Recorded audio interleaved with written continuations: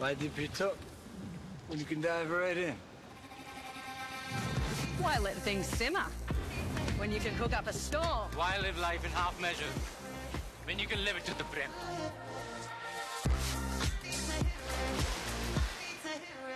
नाही, आज तर तिघांचा शपथविधी होईल हे तर जवळजवळ कन्फर्म झालेलं आहे.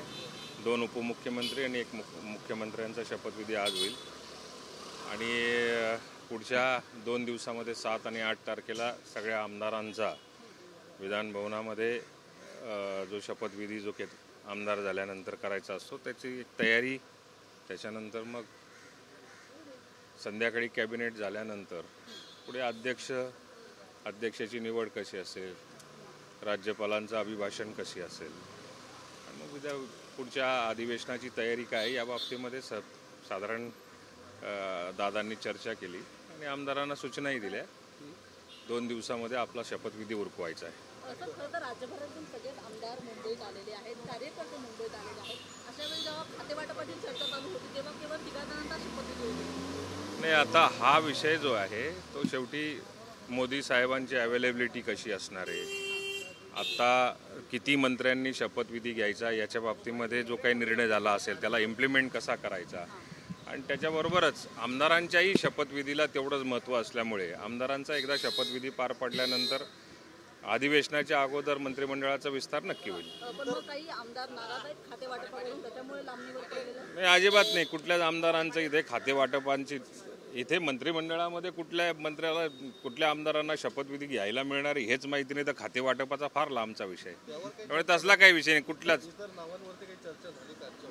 आज केवळ फक्त राज्याचे मुख्यमंत्री आणि उपमुख्यमंत्री यांच्या शपथविधीचा सोहळा कसा उत्तम रीतीने पार पडेल याच्यावरती कॉन्सन्ट्रेट झालेलो आहे आणि त्या दृष्टीने आमची येणाऱ्या कार्यकर्त्यांची सोय कशी असेल, त्यांना पासेस कसे उपलब्ध होतील, आमदारांना पासेस कसे त्यांच्यापर्यंत पोहोचले नाही पोहोचले हे त्या पक्षाच्या कार्यालयातून त्याचं कोऑर्डिनेशन चाललंय या बाबतीत चर्चा आहे. सर, किती राज्याचे मुख्यमंत्री आणि किती नाही, हा सगळा आकडा जो आहे तो मला नाही माहिती, परंतु VVIPची मूवमेंट आज मुंबईमध्ये खूप मोठ्या प्रमाणावर असणार. अधिवेशनाच्या आधी मंत्रिमंडळ विस्तार होईल अशी अपेक्षा आहे का?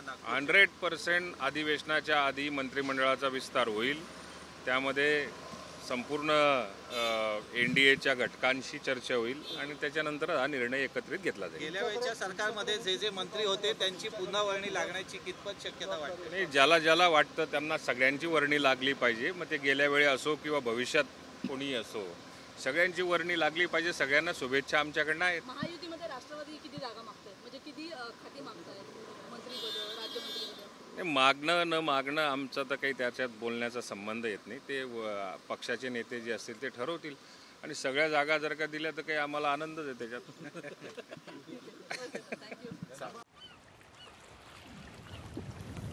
Why dip it up when you can dive right in? Why let things simmer when you can cook up a storm? Why live life in half measures when you can live it to the brim?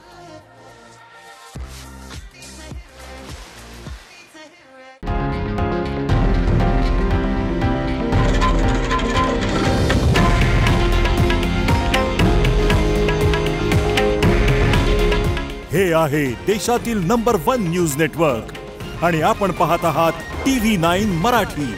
काळजी तुमची, हित महाराष्ट्राचं.